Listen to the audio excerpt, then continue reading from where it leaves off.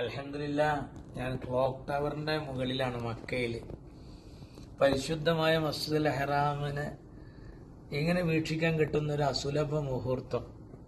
ഇതിന് കളമൊരുക്കിയത് എൻ്റെ സുഹൃത്ത് കുട്ടിമോനും പ്രിയപ്പെട്ട കൊണ്ടോട്ടിയിലെ അൻവറുമാണ്. അൻവർ ഇവിടെ ജോലിക്കാരൻ കൂടിയാണ്. വളരെ സന്തോഷം. പരിശുദ്ധമായ കഅബാലയം ഇങ്ങനെ കാണാം മുകൾ ഭാഗത്തുനിന്ന്.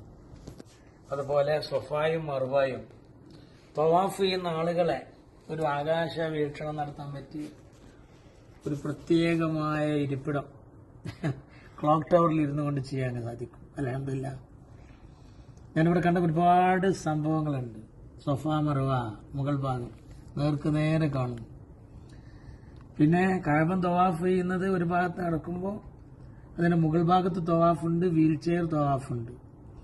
പക്ഷെ ഞാൻ ഇതുവരെ അറിയാത്തതും കാണാത്തതും കേൾക്കാത്തതുമായ ഒരു തവാഫാണ്.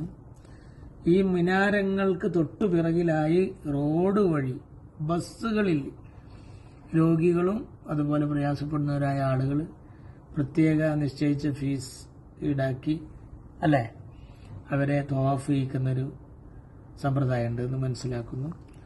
അൽഹംദുലില്ലാഹ്, അങ്ങനെയുള്ള ആളുകൾക്ക് കൂടി ബസ്സിൽ തവാഫ് ചെയ്യാനുള്ള അവസരം അതുമാണ് ഇങ്ങനെ കണ്ടത്. ജീവിതത്തിൽ ആദ്യമായിട്ടാണ് ഈ ഒരു വിവരം തന്നെ എനിക്ക് കിട്ടുന്നത്.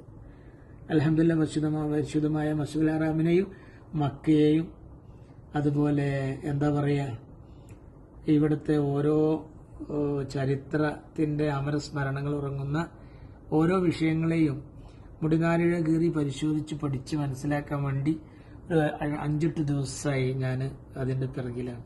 അതിലേറ്റവും കൗതുകം തോന്നിയ ഒരു വിവരം ലഭ്യമാകുന്ന ഒരു പ്രത്യേകമായ സ്ഥാനമാണ് ക്ലോക്ക് ടവറിന്റെ മുകൾ ഭാഗം. കൊണ്ടോട്ടിക്കാരായ മലയാളി സുഹൃത്തുക്കൾ പ്രിയപ്പെട്ട കുട്ടിമോനും അൻവറും എന്നെ കൊണ്ട് എത്തിച്ചു. വളരെ സന്തോഷം. ഞാൻ എൻ്റെ സുഹൃത്ത് വലയത്തിൽ ആരെയും മറക്കാറില്ല. എന്നാൽ ജീവിതത്തിൽ ആരും മറന്നാലും ഇവരെ രണ്ടാളെയും ഞാൻ പ്രത്യേകിച്ച് മറക്കൂല. കാരണം പരിശുദ്ധമായ കഅബാലയം കൺകുളിർക്കെ കാണാൻ, ആകാശ വീക്ഷണം നടത്താൻ, അതും ഈ പകൽ സമയത്ത്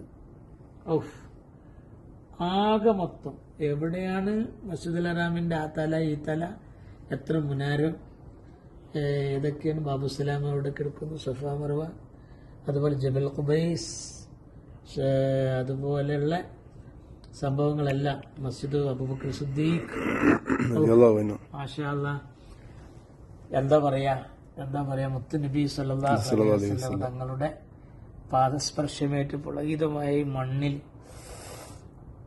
എന്താ പറയാ, ഈ ചെറിയവനായ ഞാൻ ഈ ഉയരത്തിലിരുന്ന് ഇത് കാണാൻ കിട്ടിയ ഈ അവസരത്തിന്റെ നിമിഷത്തെ എന്ത് പേരിട്ട് വിളിക്കണമെന്ന് മനസ്സിലാവുന്നില്ല.